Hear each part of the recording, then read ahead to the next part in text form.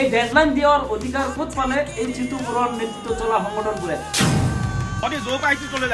কিছুমান দল সংগঠন নেতৃত্বই অসমখনক উশৃংখল পৰিস্থিতিৰ সৃষ্টি কৰিব বিচাৰিছে নেকি?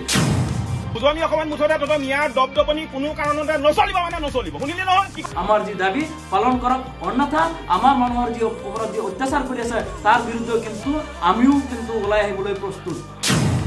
নচলিব মানে নচলিব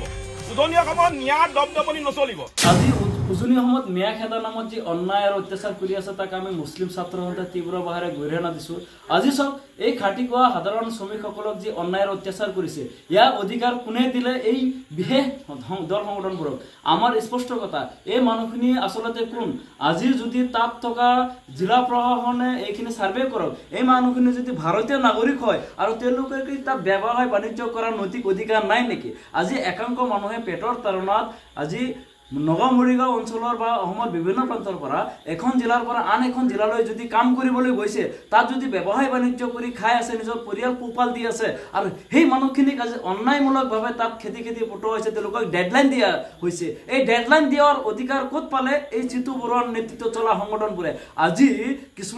কিছুমান দল সংগঠন নেতৃত্বই অসমখনক উশৃংখল পৰিস্থিতিৰ সৃষ্টি কৰিব বিচাৰিছে নেকি? আজি অসমৰ গৃহ বিভাগৰ দায়িত্বত থকা মুখ্যমন্ত্ৰী মহোদয় আপুনি জবাব দিয়ক এই মানুহখিনিৰ ওপৰত যেন অত্যাচাৰ কৰিছে অন্যায় কৰিছে তাৰ কাৰণে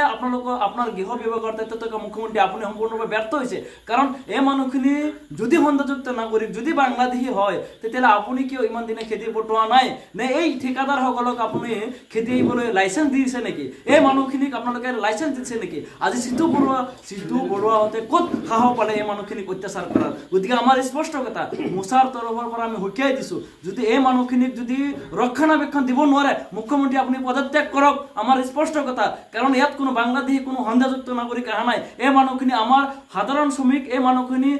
মানুহখিনি ব্ৰহ্মপুত্ৰৰ গৰাখহনীয়া তাণ্ডৱৰ ফলত নিজৰ মাটি বেটি হেৰুৱাই আজি তেওঁলোকে বিভিন্ন কাৰণত তেওঁলোকে তাতে থাকি ব্যৱসায় বাণিজ্য কৰি বা শ্ৰম কৰি এই নিজৰ পৰিয়াল পোহপাল দি আছিলে গতিকে এই মানুহখিনিক সাধাৰণ শ্ৰমিকক অত্যাচাৰ কৰাটো কোনো পধ্যে গ্ৰহণযোগ্য নহয় গতিকে আজি এই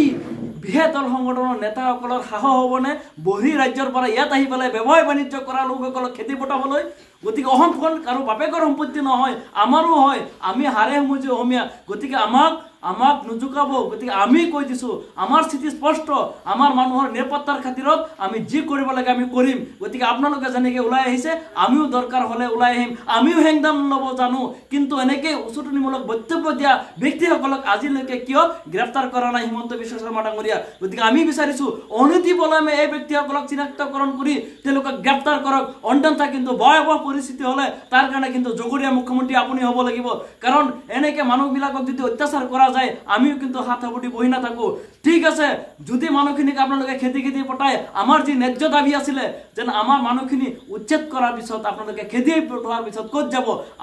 আমাৰ যি ন্যায্য দাবী আমাৰ এই মুছলমানৰ নিৰাপত্তাৰ স্বাৰ্থত আমাক মুছলিম সাহিত্য পৰিষদ দিয়ক আমি নিৰ্দিষ্ট এটা সীমাৰ ভিতৰত আমি থাকিব বিচাৰিছোঁ আমি শান্তিৰ অসম বিচাৰিছোঁ আমি ইয়াত শান্তিত থাকিব বিচাৰিছোঁ কাৰণ শংকৰ ৰাজনৰ দেহত আপোনালোকে যি উদ্ভণ্ডালি আৰম্ভ কৰিছে সেয়া কিন্তু কোনো পধ্যেই গ্ৰহণযোগ্য নহয় গতিকে এখন বিভেদকামী ৰাষ্ট্ৰ এখন বিভেদকামী দেশ পৰিচালনা কৰাৰ কাৰণে কিন্তু এনেকুৱা অপশক্তি কোনো পধ্যেই গ্ৰহণ নকৰে মোচাই গতিকে আমি হুকিয়াই দিছোঁ আমাৰ যি দাবী পালন কৰক অন্যথা আমাৰ মানুহৰ যি ওপৰত যি অত্যাচাৰ কৰি আছে তাৰ বিৰুদ্ধে কিন্তু আমিও কিন্তু ওলাই আহিবলৈ প্ৰস্তুত